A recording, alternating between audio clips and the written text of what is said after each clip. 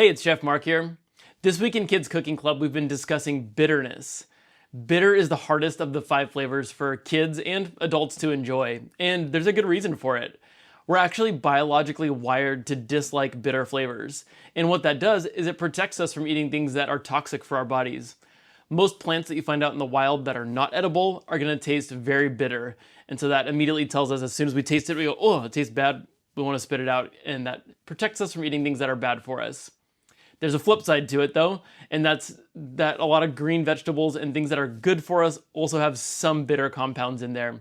So here's a really simple example to show how we can balance out bitter flavors, and let's do this together with your kids this week. So chocolate is the perfect example of how we take something extremely bitter and turn it into the most amazing, delicious, almost universally loved dessert kind of thing. So I have cacao powder here, just ground up cocoa, nothing else in there, and I'm just gonna try a little teeny tiny taste. And please, if you're doing this with your kid right now, take the tiniest little taste of it. It could be as small as this on the tip of your spoon. Here I go. Oh, oh. Yeah. So, I get the chocolatiness there, there's something, but man, that's bitter, and being powdered, it also just sticks to my mouth, and boy, I sure don't want to eat more of that. But let's go ahead and make some hot fudge, something that I think we're going to really enjoy, and I'll show you a very, very simple way that will balance out the bitterness with some sugar and some fat and make something that you can really enjoy. To do it, we'll get a saucepan ready and no heat just yet. And we'll start by measuring in our cocoa powder here.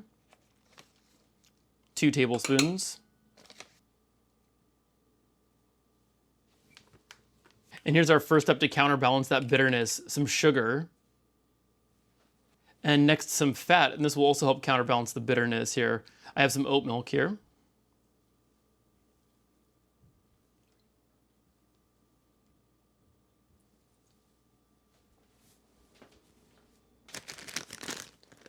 And finally, some chopped chocolate, or I'm using chocolate chips here. Now we can go ahead and turn on the burner to medium heat. And we can give it an initial whisk just to help it combine. Really, we're just making sure that cocoa powder gets wet at the beginning here.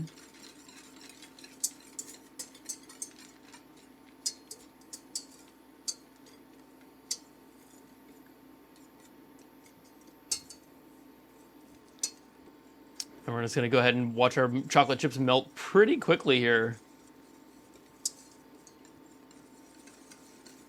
As soon as everything's pretty melty, we can go ahead and pull it off the heat here. We actually really don't want to let this chocolate burn or have any opportunity to burn.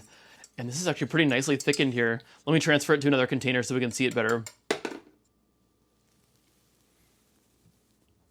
That looks pretty nice. Okay, we can go ahead and taste it now, but make sure you blow on it so you don't get burned.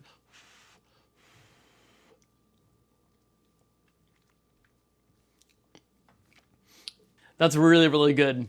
Mine's definitely on the darker side, so you could certainly add a little more sugar or a little bit more oat milk to it if you wanted to make it a little more of the milk chocolate style. But man, that's amazing. We took something that was really bitter and quite honestly quite nasty, and we turned it into something that tastes really, really good.